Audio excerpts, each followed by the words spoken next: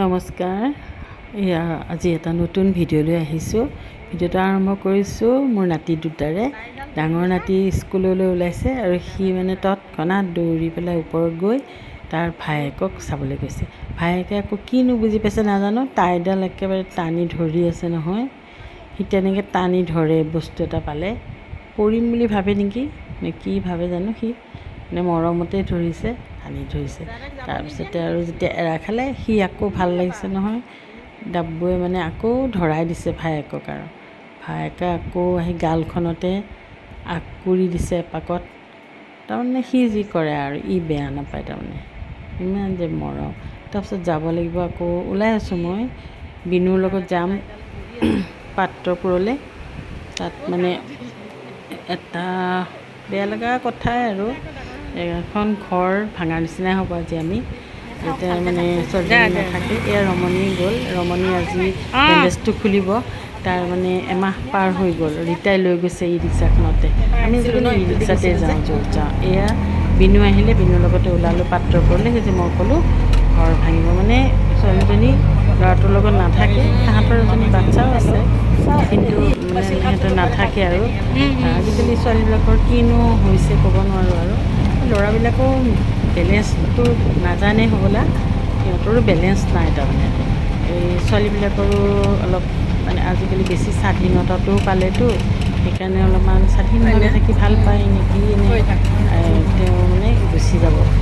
যেতিয়া বস্তুখিনি লৈ যাব, স্ত্ৰী ধনখিনি, সেইখিনি সময়ত অকণমান গণ্ডগোল হয় বুলি তাই আমাক মাতিছে সিহঁতে। আৰু আমি যিহেতু এটা সংগঠন হিচাপে কাম কৰি থাকোঁ, সকলোৰে আমাৰ প্ৰতি এটা বিশ্বাস আছে যে আমি ভাল এটা বিচাৰ কৰিম।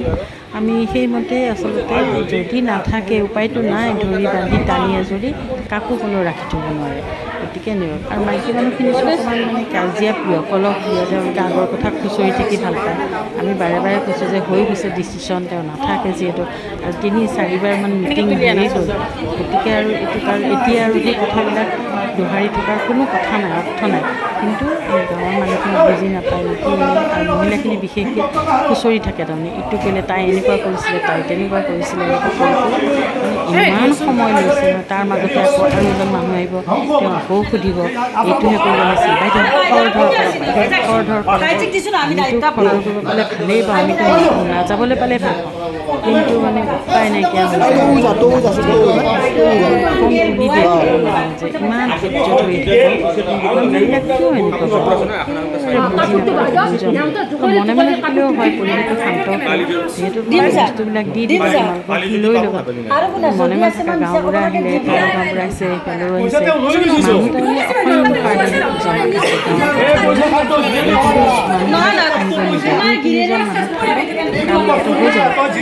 মানুহ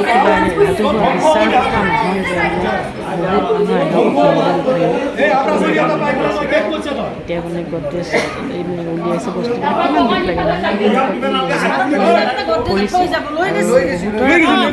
কিমান দুখ লাগে পাতিও দিছোঁ। এই সোণৰ বস্তুখিনি ঘূৰাই দিছে, এই ঘূৰা পৰিৱেশটো বৰ দুখ লাগে। এতিয়া চাইছে, এতিয়া সেইখিনি বস্তু হয়নে নহয় আমি চাব দিছোঁ বাৰু। যি নহওক চাই চিতি লৈছে। আৰু তাইও ছোৱালীজনীও কিন্তু বিনা বাক্য ব্যয়েৰে আমি যিটো কৈছোঁ শুনিছে। আৰু তেওঁলোকে এইটো কৈছে, এইজনী সৰু ছোৱালীজনী এই কি হ'ব এতিয়া, এই কথাটোতো কোনেও নাভাবে নহয়।